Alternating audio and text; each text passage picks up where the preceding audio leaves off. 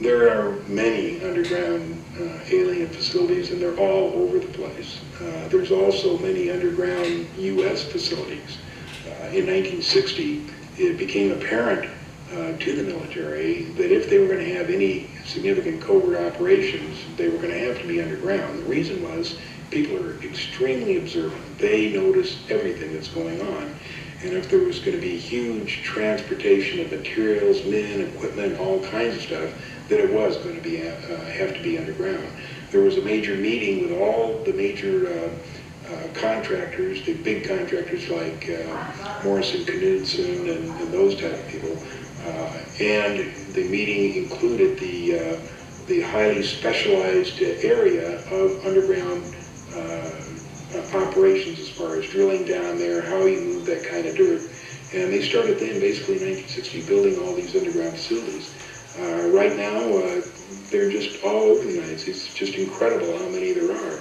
There's a network of tunnels that connects Edwards Air Force Base with the Tehachapi Base, with Tonopah Test Range, Groom Lake, Georgia Air Force Base, California City, China Lake.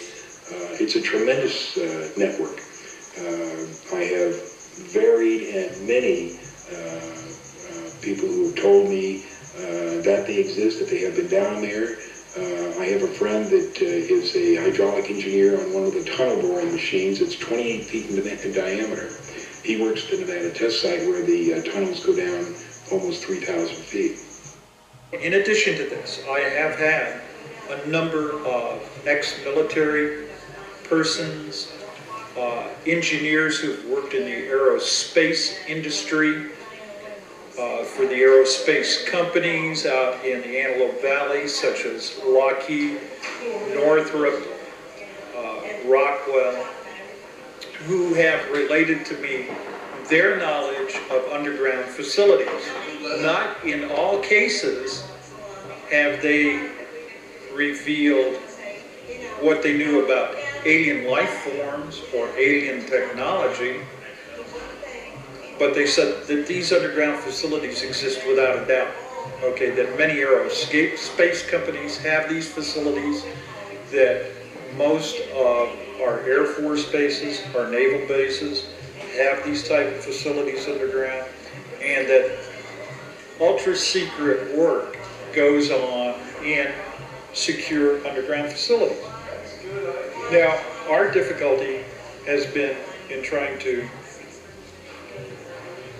come up with the evidence that these facilities are connected with the UFO phenomena.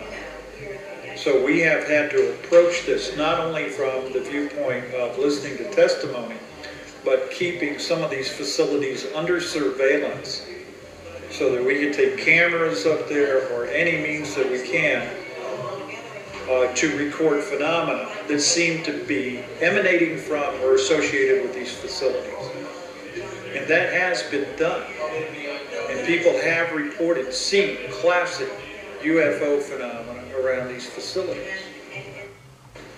There are 4 aerospace covert facilities, this is what we call the aerospace connection, in the Antelope Valley and also the San Joaquin Valley. Rockwell in the San Joaquin, Lockheed, McDonnell Douglas, and Northrop in the Antelope Valleys.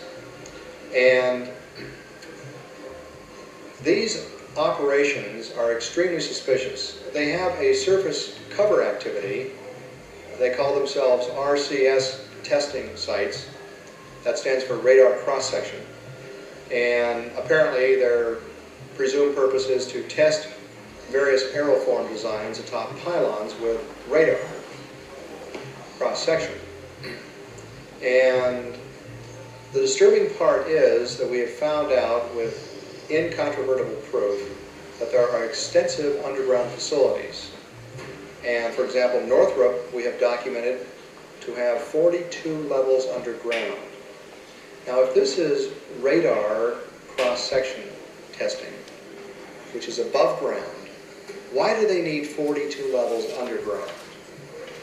Also, at the Lockheed facility out in Helendale, we had an investigative reporter who saw a blueprint of the building plans for that facility that he wasn't supposed to see.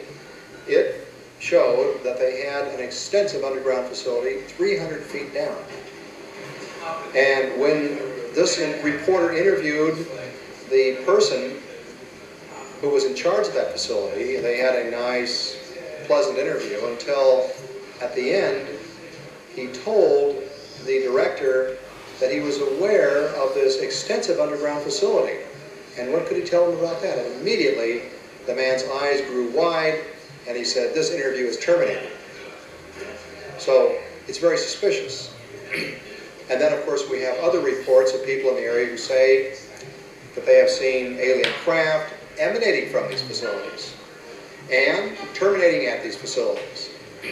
And other kinds of blue beams, strange lights in the sky, surveillance orbs the size of basketballs, medicine balls that survey the area and move in ways that we don't possess that kind of technology. In terms of the Northrop facility, which is also known as the anthill, the construction, the underground facility was greatly enlarged in the early 80s. And what took place there was an enlargement, I understand, from 13 levels underground to 42 levels underground. And we have reports from construction workers who actually worked on the site, cement truck drivers, and at one point, Michael, cement trucks suddenly appeared on the scene 5 miles long, pouring concrete continuously 24 hours a day, 7 days a week for weeks.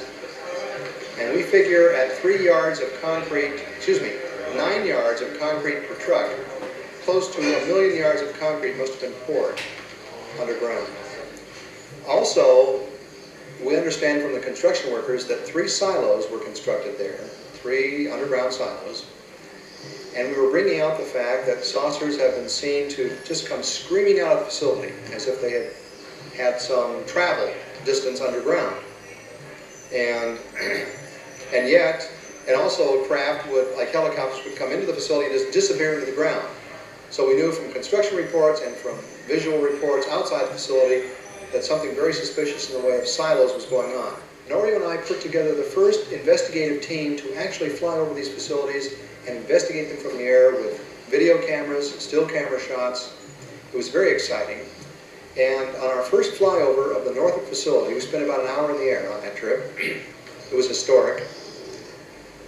You can imagine that my heart practically jumped out of my mouth when we're flying over, and the pilot, unsolicited, says to me, "By the way, there are 3 silos down there."